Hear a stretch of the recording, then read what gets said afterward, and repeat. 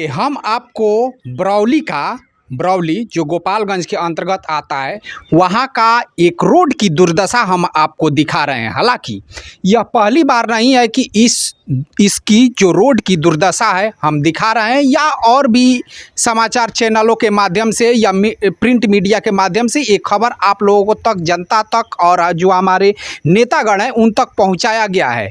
लेकिन आज हासिल क्या है वो आप लोग यहाँ पे देख रहे हैं। इस सड़क को, ये सड़क गड्ढे में सड़क है या सड़क में गड्ढा है, ये पूरी तरीके से आपको मालूम नहीं पड़ेगा। हालांकि इस सड़क की जो हाल है ये कोई कम दिनों से नहीं लगता है। मुझे लगता है कि कम से कम 2 दशक की यानी 20-25 सालों से ये सड़क इसी तरह से है। हालांकि ये जो सड़क है ये रतन सराय स्टेशन के उत्तर में स्थित है और हर रोज़ इस सड़क से हज़ारों लोग आते हैं और जाते हैं। उस पे कई गिरते भी हैं, उठते भी हैं। उनका मान लीजिए कि कुछ ना कुछ हाथ पैर टूटता है, लेकिन फिर भी वो सड़क जो है मजबूरी बस लोगों को आना जाना पड़ता है, क्योंकि उनके पास दूसरा कोई विकल्प नहीं है। अब यहाँ पे देखिए, कई बार ये ऐसा कहा जाता है कि ये जो सड़क है ये रेलवे के अंतर्गत आता है, इसलिए मान लीजिए कि ये दूसरे के बस में है नहीं। तो सड़क अगर रेलवे के अंतर्गत आता है तो रेलवे भी तो बनवा सकता है। यहीं पे गोपालगंज में जो आप लोग पथ देखेंगे कि रेलवे को जोड़ता है, यानी जो मिल वाला रोड है उससे एक सड़क निकलती है जहाँ पे वो स्टेशन के पास जाती है। उसे अभी हाल फिलहाल में मुझे लगता है कि 3-4 महीने के अंदर ही बनवाया गया है।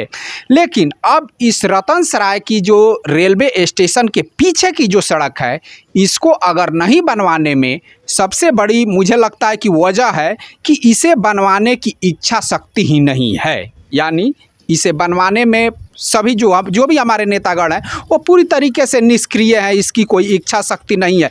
अगर इच्छा शक्ति आप किसी भी काम में करते हैं तो वो काम जरूर होगा, ये ऐसा नहीं है कि नहीं होगा। जो हमारे सांसद महोदय हैं डॉक्टर आलोक कुमार सुमन, अगर वो अपने दिल से चाहें कि नहीं इस सड़क को हमें बनवाना है और वो वहाँ पे सदन में आवाज़ उठाएं कि भाई ऐसे हमारे क्षेत्र में कई सड़क है जो कि रेलवे की सड़क है और वहाँ से हज़ारों लोग हर रोज़ आते हैं जाते हैं, और आज का आलम ये है कि बरसात शुरू हो चुका है और उसमें पानी भर चुका है। सूखले में तो लोग गिरते ही थे, लेकिन आज उसमें पानी भर चुका है और कहाँ पे कितना पानी है ये भी लोगों को पता नहीं चल रहा है। जो अजनबी है उनको तो और भी पता नहीं चल रहा है। तो जो हमारे सांसद महोदय डॉक्टर आलोक कुमार सुमन जी हैं, अगर वो प्रबल इच्छा शक्ति दिखाते हैं तो ये सड़क जो है वो रतन सराय का सड़क वो जरूर बनेगा। इसी तरह का एक सड़क है, एक माझा में सड़क है, आप लोग स्टेशन के दक्षिण साइड में वो सड़क है, और उस सड़क की जो हालात है वो भी आप लोग कभी कभार अगर क्षेत्रीय हैं जाते होंगे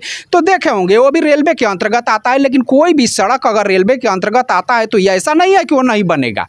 उसमें सांसद महोदय अगर इच्छा शक्ति दिखाते हैं, और रेलवे का तो आलम ये है कि अरबों रुपया घोटाला हो जा रहे हैं लेकिन लाखों रुपये का सड़क नहीं बन पा रहा है। ये भी एक बहुत बड़ी हकीकत है। इस पे सरकार को ध्यान देना चाहिए कि भाई जो भी हमारी सड़कें हैं जो हमारे अंतर्गत आती है उसे कहीं ना कहीं हम जो राज्य सरकार है उन सड़कों से बेहतर रखें। लेकिन ऐसा नहीं हो पाता है, वो पूरी तरीके से निष्क्रिय है। रेलवे को उस सड़क से लेना देना नहीं है। लेकिन जिन लोगों को लेना देना है, जो हमारे सांसद महोदय है, जो हमारे विधायक जी हैं, विधायक जी चाहें तो वो सांसद महोदय पे कुछ बातचीत कर सकते हैं कि भाई आप इस तरह का दबाव बनाइए, कुछ सदन में आवाज़ उठाइए। तो देखिए ये सड़क जरूर बनेगा अगर नेतागण जो भी है हमारे यहाँ के, जो हमारे मंत्री हैं जनक राम जी हैं या हमारे राम प्रवेश राय जी हैं जो अभी विधायक हैं, ये लोग बातचीत करके हमारे जो सांसद महोदय हैं उनसे अगर दबाव बनाते हैं, और हमारे सांसद महोदय को इसे लेकर इच्छित होना पड़ेगा कि नहीं ये सड़क हमें बनवाना है, तो ये सड़क जरूर बन जाएगा। और हज़ारों की जो आबादी है